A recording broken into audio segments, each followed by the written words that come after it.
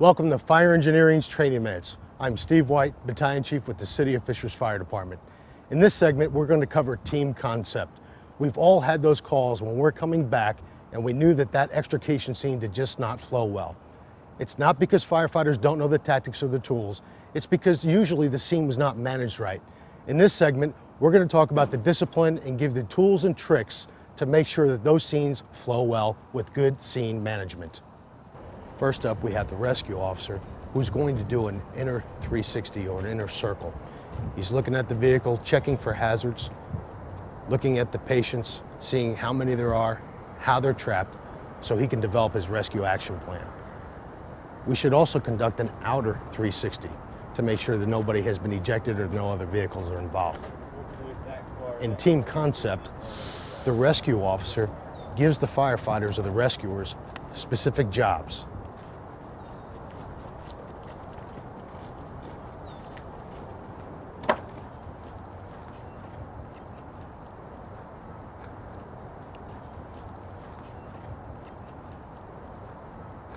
The critical point here is the rescue officer makes an assignment, stabilization. The discipline comes in by the firefighter that once that assignment has been completed, to go back to the rescue officer for their next assignment. Because the rescue officer is typically thinking 2 to 3 steps ahead, so he's going to make those assignments. When other arriving units come in, he can also assign them tasks as well to support his action plan. The initial assignment by the rescue officer was to stabilize and take glass. So both rescuers know that once they get done stabilizing, they go right to glass removal.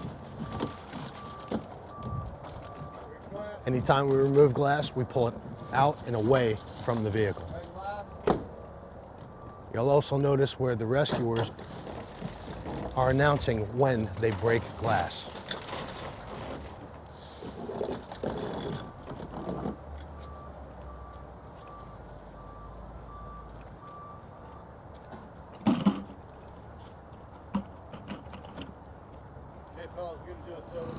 Once the stabilization and glass removal was complete, the rescue officer briefs each rescuer on what the tactic is.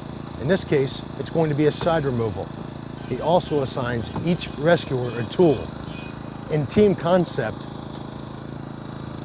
keeping the tool that you're assigned with usually makes things a lot smoother rather than handing the tool off. When we hand the tool off, depending on the amount of tools that we're using, that usually creates a big ball of yarn with your powered hydraulic tools, electric tools, and air tools.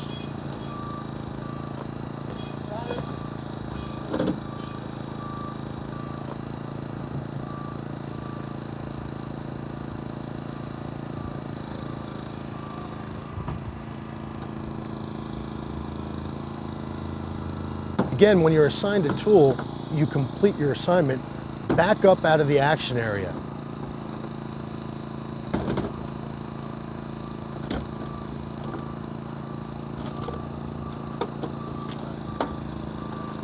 That allows the rescue officer to keep an eye on the operation and monitor the plan to ensure that it's working, or to be 3 steps ahead and adjust it as needed.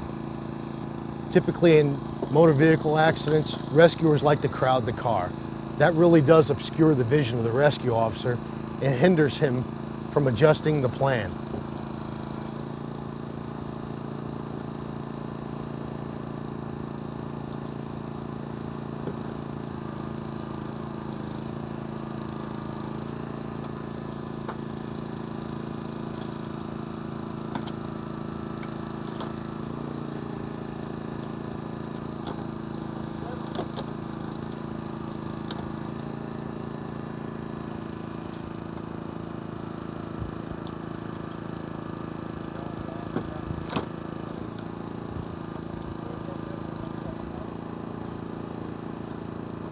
In this instance, the spreader man realizes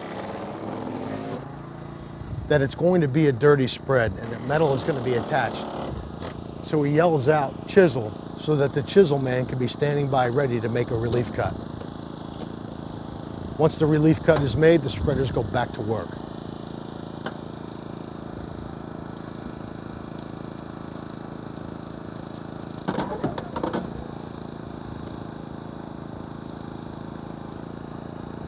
With the spread made on the lower B post, the cutters are called for the upper B post cut. The spreader man backs out and the cutter man steps in. We also want to note that peel and peak has been done on the upper and lower B post.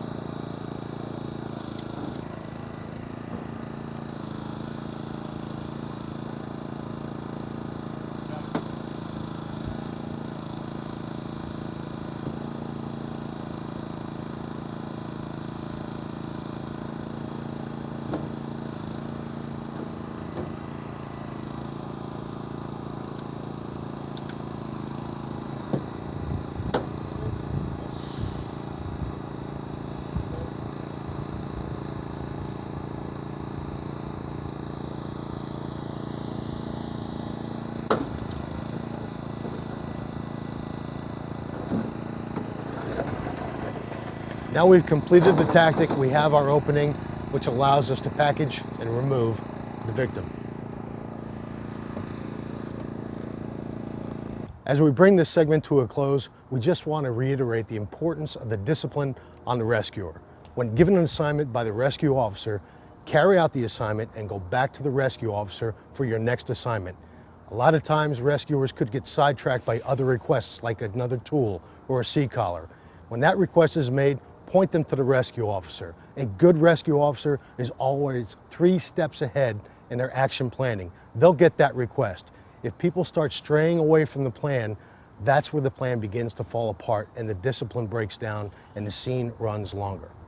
Thank you for watching this segment of Fire Engineering's Training Minutes, and thank you to Homatro for sponsoring them.